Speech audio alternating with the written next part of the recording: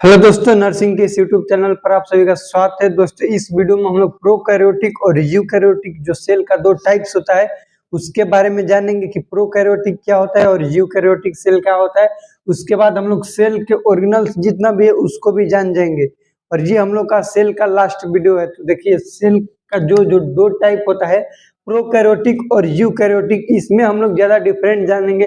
इसमें से एग्जाम में तो क्वेश्चन नहीं आता है, लेकिन यहाँ पर जानना जरूरी है कि कौन सा सेल किस टाइप का है, हम लोग के शरीर में किस टाइप का सेल पाया जाता है, इसको ये नॉलेज के लिए। बाकी क्वेश्चन यहाँ से आता है, सेल का जो ऑर्गन है, ऑर्गेनल्स है, वहां से क्वेश्चन आता है। तो प्रोकैरियोटिक का सबसे पहले जानेंगे कि ये एक बैक्टीरियल सेल है। किस टाइप का सेल है? बैक्टीरियल सेल है। जबकि यूकैरियोटिक हुआ है एनिमल सेल। एनिमल हम लोग हुआ है animal cell, plant cell, plant cell. Eukaryotic, prokaryotic. तो क्वेश्चन यही कोई पूछेगा भी तो बेसिक से यही पूछेगा कि हम लोग के शरीर में किस टाइप का सेल पाया जाता है, तो यूकैरियोटिक। बैक्टीरिया जो है उसमें किस टाइप का सेल पाया जाता है, तो प्रोकैरियोटिक। यहाँ पे थोड़ा सा इसको हम तोड़ कर बताना चाहें तो यू का मतलब लिखिएगा कि यू का मतलब होता है न्यू, यू का मतलब न्यू, और कैरियोटिक का मतलब सेल, सॉरी कैरियोटिक का मतलब न्यूक्लियस। क्या चीज? न्यूक्लियस। मानी कि वैसा सेल जिसका न्यूक्लियस, ये सेल का न्यूक्लियस है, एकदम नया हो, मेच्योर हो। कि क्या बोले? जिसका न्यूक्लियस क्या है? मेच्योर है, उसको क्या कहेंगे? यूकैरियोटिक कोशिका सेल। प्रोकैरियोटिक, प्रो मतलब प्रिमिटिव यानी कि पुराना, प्रो का मतलब प्रिमिटिव, और कैरियोटिक का मतलब न्यूक्लियस, मतलब वैसा सेल जिसका न्यूक्लियस पुराना है, इमेच्योर हो गया है, अब वो पूरा बुढ़ा गया, उसको हम लोग क्या कहेंगे? प्रोकैरियोटिक। ठीक, अब इसमें पढ़ेंगे कि जो ये है हम लोग का प्रोकैरियोटिक, इसमें माइटोकॉन्ड्रिया भी नहीं होता है। माइटोकॉन्ड्रिया इसमें नहीं होता है। इसमें लाइसोसोम भी नहीं होता है, लाइसोसोम। इसमें इंडोप्लाज्मिक रेटिकुलम, जिसको शॉर्ट में ईआर कहते हैं, वो भी नहीं होता है। इसमें गोल्जी बॉडी भी नहीं होता है, गोल्जी बॉडी ये भी नहीं होता है। इसमें होता क्या है तब दोस्त? इसमें राइबोसोम होता है। क्या होता है? राइबोसोम। प्रोकैरियोटिक और यूकैरियोटिक दोनों कोशिका में होता है। बस डिफरेंट इतना है कि जो प्रोकैरियोटिक में यहाँ पे लिख रहे हैं कि राइबोसोम होता है, यहाँ पे देखना क्वेश्चन बनता है कि प्रोकैरियोटिक में जो राइबोसोम होता है वो 70S का होता है। 70S, ये दो गो राइबोसोम का टाइप्स है, 70 और 80। तो इसमें 70S का होता है और इसमें होगा तो राइबोसोम होगा 80S का। कितना है इसका? राइबोसोम 80S का होगा, 80S का। अब देखो, क्वेश्चन यहाँ से तो नहीं बनेगा यूकैरियोटिक और प्रोकैरियोटिक।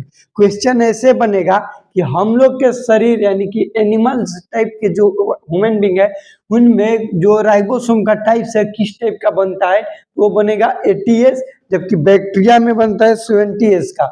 अब यहाँ पे जब प्रोकैरियोटिक, बैक्टीरिया में माइटोकॉन्ड्रिया नहीं है, तो हम लोग में माइटोकॉन्ड्रिया होगा, हम लोग में लाइसोसोम होगा, हम लोग में गोल्जी बॉडी होगा, हम लोग में इंडोप्लाज्मिक रेटिकुलम होगा। तो ये बेसिक डिफरेंस था प्रोकैरियोटिक और यूकैरियोटिक में। यूकैरियोटिक क्या यानी कि हम लोग में क्या क्या होता है?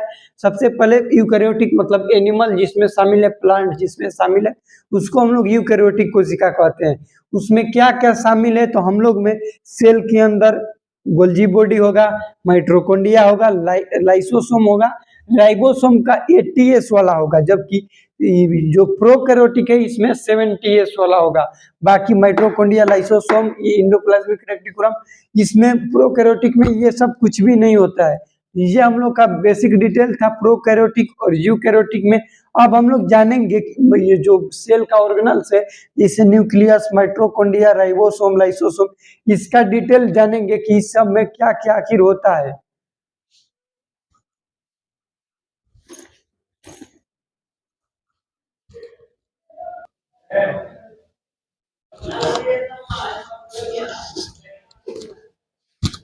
हाँ, तो देखिए, अब हम लोग सेल का सेल ऑर्गेनल्स जानेंगे। सबसे पहले हम लोग न्यूक्लियस को पढ़ेंगे कि न्यूक्लियस क्या होता है। तो न्यूक्लियस जो है ये सेल का लार्जेस्ट सेल ऑर्गेनल है, लार्जेस्ट सेल ऑर्गेनल मतलब कि सेल का जितना भी ऑर्गन है उसमें सबसे बड़ा कौन सा होता है, तो ये होता है न्यूक्लियस। सबसे बड़ा है तो सबसे बड़ा है तो क्या करेगा, सबको अपने बस में करके रखेगा, सबको अपने कंट्रोल में करके रखेगा, बड़ा इसीलिए तो इसको कंट्रोलर ऑफ द सेल कहा जाता है। Controller of the cell, cell के जितना भी ऑर्गन है उस पर अपना हुक्म जमाता है, उसको कंट्रोल करके रखता है।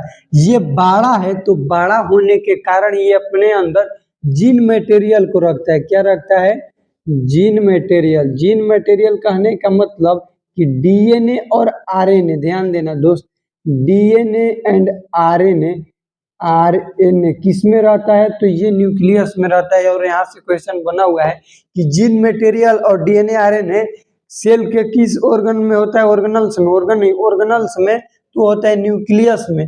न्यूक्लियस के बारे में इतना ही जानना है बेसिक। उसके बाद हम लोग पढ़ेंगे माइटोकॉन्ड्रिया, इसको कहा जाता है power house of the cell, power house of the cell. Cell का पावर हाउस कहा जाता है, लेकिन सेल का पावर हाउस इसको क्यों कहा जाता है, इसमें थोड़ा सा विचार कीजिएगा और इसको देखिएगा। सेल का पावर हाउस क्यों कहा जाता है, क्योंकि हम लोग जो भी खाना खाते हैं तो वो क्या होता है, खाना टूट के ग्लूकोज फॉर्म में होता है। किस फॉर्म में होता है, ग्लूकोज फॉर्म में। और हम लोग जब भी बाहर से ऑक्सीजन लेते हैं, क्या लेते हैं, बाहर से ऑक्सीजन, कि ऑक्सीजन क्या करेगा, ग्लूकोज को तोड़ेगा और तोड़ के बना देगा यहाँ पे क्या बनाएगा, यहाँ पे बनाएगा H2O CO2 प्लस ATP। और ये ATP क्या है, एक टाइप का एनर्जी है, एनर्जी। और ये एक ATP बराबर 38 इसका एनर्जी ग्लूकोज लेवल मिलता है। ध्यान दो दोस्त, थोड़ा सा इसको समझो। हम लोग कोई भी खाना खाते हैं तो खाना खाने के बाद हम लोग का खाना ब्रेक डाउन होगा, टूट जाएगा तो क्या होगा, उसका ग्लूकोज बनेगा। खाना का भोजन का लास्ट डाइजेशन स्टेट मतलब उसके बाद कुछ नहीं होगा, उसको हम लोग ग्लूकोज कहते हैं। ग्लूकोज बन गया, जब हम बाहर से सांस लिए तो ऑक्सीजन आया हम लोग के शरीर में, तो ये ऑक्सीजन क्या करेगा, इस ग्लूकोज को तोड़ेगा, तो तोड़ के क्या बनेगा, जल बनेगा, CO2 यानी कार्बन डाइऑक्साइड बनेगा। और कुछ मात्रा में ATP जिसको हम लोग एनर्जी कहते हैं, शरीर में ताकत देगा, एनर्जी देगा, ये ATP बनाएगा। एक ATP बराबर 38 है। जितना रिएक्शन है, ये रिएक्शन कहाँ पे हो रहा है, माइटोकॉन्ड्रिया के अंदर। देखो कहीं ATP बन रहा है मतलब एनर्जी बन रहा है, हम लोग के शरीर में एनर्जी मिल रहा है।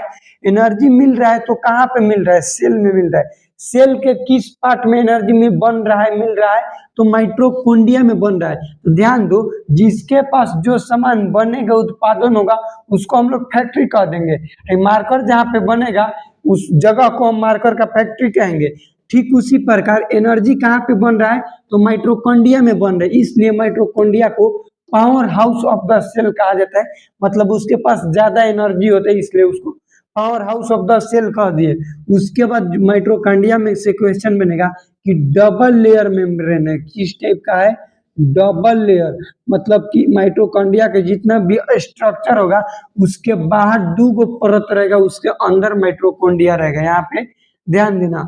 अगला माइटोकॉन्ड्रिया में बनेगा कि इसको रेस्पिरेटरी सेल ऑर्गेनल भी कहा जाता है, रेस्पिरेटरी सेल ऑर्गन। यहाँ से भी क्वेश्चन बनेगा कि कौन सा ऐसा सेल ऑर्गन है जिसको हम लोग रेस्पिरेटरी सेल ऑर्गेनल कहते हैं, तो उसको कहा जाता है माइटोकॉन्ड्रिया। क्यों कहा जाता है कि हम रेस्पिरेशन में क्या ले रहे हैं, ऑक्सीजन ले रहे हैं, और ये ऑक्सीजन कहाँ पे ब्रेक डाउन कर रहा है, सारा चीज तोड़ फाड़ कर रहा है, माइटोकॉन्ड्रिया के अंदर कर रहे हैं, इसलिए इसको हम लोग रेस्पिरेटरी सेल ऑर्गेनल भी कहते हैं। न्यूक्लियस और माइटोकॉन्ड्रिया हम लोग का खत्म हो गया। अब अगला पढ़ने वाले हैं लाइसोसोम। क्या चीज, लाइसोसोम। इसका काम बहुत भयानक होता है। ये लाइसोसोम जो है इसको हम लोग सुसाइडल बैग कहते हैं। क्या कहते हैं, सुसाइडल बैग।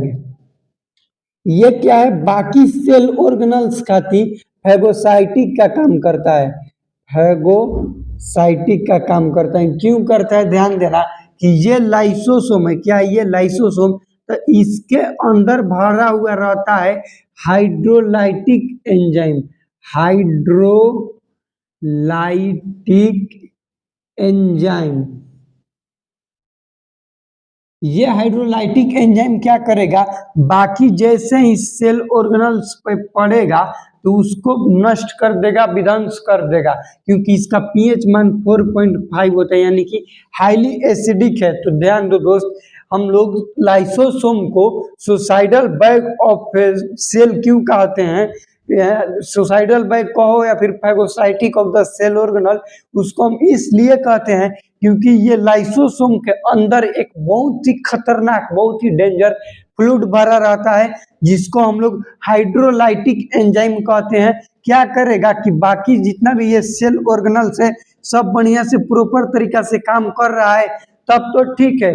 यदि कोई भी ऑर्गन काम नहीं कर रहा है और लाइसोसोम को ज्यादा वर्क करना पड़ रहा है, ये बहुत खट रहा है, बहुत मेहनत कर रहा है, इसको ज्यादा काम को करना पड़ रहा है, और ये दूसरे से कहता है कि तुम भी मेरा मदद करो, यदि उस सेल ऑर्गेनल उसका मदद नहीं करेगा तभी क्या करेगा, कहेगा कि रुक, कोई मेरा मदद नहीं कर रहा है, हम आत्महत्या कर ले रहे हैं। ये अपने से फाटेगा, इसके अंदर से क्या निकलेगा, फ्लूइड यानी कि हाइड्रोलाइटिक एंजाइम निकलेगा। ये फ्लूइड जिस जिस सेल ऑर्गेनल पे पड़ेगा, मान लो कि फ्लूइड फटा, न्यूक्लियस पर पड़ा, न्यूक्लियस मर गया, माइटोकॉन्ड्रिया पर पड़ा, माइटोकॉन्ड्रिया मर गया, मतलब जिस जिस सेल ऑर्गेनल पे इसका फ्लूइड पड़ेगा मर जाएगा, और खुद भी मर गया, इसलिए इसको कहा जाता है suicidal bag of the cell organelle. उसके बाद फैगोसाइटिक क्या काम करता है, बाकी सेल ऑर्गेनल्स के लिए। अगला हम लोग पढ़ने वाले हैं गोल्जी बॉडी। किसको पढ़ेंगे हम लोग, गोल्जी बॉडी को, कि गोल्जी बॉडी का क्या हम लोग के शरीर में, सेल में काम है। तो प्रोटीन सिंथेसिस होता है राइबोसोम में, लेकिन उस प्रोटीन सिंथेसिस हो गया एक जगह स्थिर है, तो ये गोल्जी बॉडी उसको जहाँ तहाँ भेजेगा, मतलब सेल के डिफरेंट भाग में, डिफरेंट टाइप्स में भेजेगा। इसका काम क्या हुआ, पोस्ट ऑफिस। पोस्ट ऑफिस में क्या होता है कि विभिन्न जगह जगह से उसमें चिट्ठी जाता है, और पोस्ट ऑफिस क्या करेगा, पोस्टमैन उस जितना भी चिट्ठी है उसको अलग अलग जगह पर भेजेगा, मतलब बहुत सारा जगह से उसके पास गया और वो बहुत सारा जगह पर भेजेगा, उसको हम लोग कहते हैं post office of the cell. इसको कहते हैं पोस्ट ऑफिस। और यहाँ से देखो ऑब्जेक्टिव बनता है कि सेल के किस ऑर्गेनल्स को हम लोग post office of the cell कहते हैं, तो वो होगा गोल्जी बॉडी को post office of the cell कहा जाता है। इसमें बनेगा कि ये काम क्या करता है, तो लिखना कि इट ट्रांसफर, क्या चीज, it transfer protein primary to another organ, to other organ primary organ मतलब जहां पे बन रहा है वहां से अलग अलग जगह पर प्रोटीन भेजना किसका काम है, गोल्जी बॉडी का काम है। ठीक, उसके बाद हम लोग पढ़ेंगे, यहाँ तक पढ़ लिए तो स्क्रीनशॉट ले लीजिएगा। देखो अब हम लोग पढ़ेंगे राइबोसोम के बारे में। किसके बारे में, राइबोसोम। सबसे इंपॉर्टेंट सेल ऑर्गेनल वही होता है राइबोसोम। तो देखो राइबोसोम के बारे में जानेंगे कि ये इसको प्रोटीन फैक्ट्री क्यों कहा जाता है, राइबोसोम। सबसे पहले इसको जानो कि जैसे माइटोकॉन्ड्रिया डबल मेम्ब्रेन था, ये सिंगल मेम्ब्रेन होता है, सिंगल मेम्ब्रेन और ये छोटे छोटे आकार में कण में होता है, बहुत गुच्छा में पाया जाता है। मतलब सेल में जो फ्लूइड है इसमें बहुत सारा जगह राइबोसोम होता है, क्योंकि इसको प्रोटीन बनाना है तो बहुत सारा होता है। सिंगल मेम्ब्रेन है, इसको प्रोटीन फैक्ट्री कहा जाता है। क्या कहा जाता है, प्रोटीन फैक्ट्री। क्यों कहा जाता है उसको बताएं, कि उसको कहा जाता है माइटोकॉन्ड्रिया को energy power house of the cell, क्योंकि उसमें एनर्जी बन रहा था। इसमें प्रोटीन फैक्ट्री क्यों कहते हैं इसको, क्योंकि इसमें प्रोटीन बनता है, इसलिए इसको प्रोटीन कहा जाता है। इसका जब हम लोग टाइप्स पढ़ेंगे राइबोसोम का, 3 टाइप्स होता है, M R N A, T R N A और R R N A. M का मतलब मैसेंजर, टी का मतलब ट्रांसफर और आर का मतलब कि राइबोसोम आरएनए। तो जो एमआरएनए होता है उसको, उसका 2 जो गैप होता है बीच में, वहां पे एक ऐसा स्ट्रक्चर पाया जाता है जो कि वही प्रोटीन का निर्माण करता है। वो हम अगले वाले वीडियो में आप लोग को बताएंगे। इस वीडियो में इतना ही जानिए कि हम लोग राइबोसोम को कहते हैं सिंगल मेम्ब्रेन ही होता है, प्रोटीन फैक्ट्री इसको कहा जाता है। तो हम लोग न्यूक्लियस पढ़ लिए, माइटोकॉन्ड्रिया पढ़ लिए, राइबोसोम, लाइसोसोम, गोल्जी बॉडी। अब एक बच गया हम लोग का इंडोप्लाज्मिक रेक्टिकुलम। ये क्या होते हैं भैया? तो इंडोप्लाज्मिक रेक्टिकुलम जो है इसका भी प्रोटीन सिंथेसिस में काम होता है, क्योंकि इसके पास दो इसका टाइप्स होता है। देखो यहाँ पे आप लोग को बता रहे हैं, ये जो इंडोप्लाज्मिक रेक्टिकुलम है हम लोग के शरीर में दो टाइप्स का पाए जाते हैं। ER लिखेंगे शॉर्ट में, ER का मतलब इंडोप्लाज्मिक रेक्टिकुलम। ये दो टाइप का होता है, एक तो होता है स्मूथ, क्या होता है? स्मूथ। और एक होता है रफ।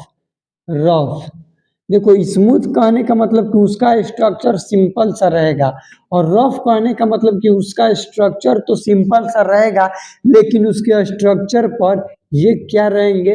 राइबोसोम के कण रहेंगे। ध्यान दो दोस्त, यही मेजर डिफरेंट है स्मूथ और रफ इंडोप्लाज्मिक रेक्टिकुलम में। स्मूथ जो रेक्टिकुलम है उस तो सॉफ्ट है, उसमें कुछ नहीं है। रफ में क्या है कि उसके सतह पर, उसके सरफेस पर ये राइबोसोम के छोटे छोटे कण पाए जाते हैं। ठीक, अब देखो ये मेजर डिफरेंट फर्स्ट। सेकेंड होगा डिफरेंट इसमें, स्मूथ रेक्टिकुलम जो है वो किसका एग्जाम्पल में आता है? फैट। यहाँ पर फैट आता है, क्योंकि फैट वसा है, चिकना होता है। तो यही है क्वेश्चन बनता है कि फैट जो वसा है वो किस इंडोप्लाज्मिक रेक्टिकुलम के एग्जाम्पल है? तो होगा स्मूथ इंडोप्लाज्मिक रेक्टिकुलम। अब देखो ये रफ वाला के पास राइबोसोम का छोटा छोटा कण है। राइबोसोम का काम है प्रोटीन बनाना। क्या बनाना? प्रोटीन बनाना। तो क्वेश्चन यहाँ से बनेगा कि जो कौन सा इंडोप्लाज्मिक रेक्टिकुलम का पार्ट है जो प्रोटीन सिंथेसिस करता है, बनाता है, तो उसका क्या आंसर होगा? Rough endoplasmic reticulum. क्यों बनाता है? क्योंकि उसके सरफेस पर, सतह पर राइबोसोम पाए जाते हैं, राइबोसोम के कण पाए जाते हैं, इसलिए इसको प्रोटीन सिंथेसिस में ये मदद करता है। तो दोस्त ये हम लोग का था आज का सेल का टाइप्स और सेल का ऑर्गेनल्स। यदि वीडियो से कुछ सीखे हो तो प्लीज वीडियो को लाइक कीजिएगा, चैनल पर नए हैं तो चैनल को सब्सक्राइब कीजिएगा।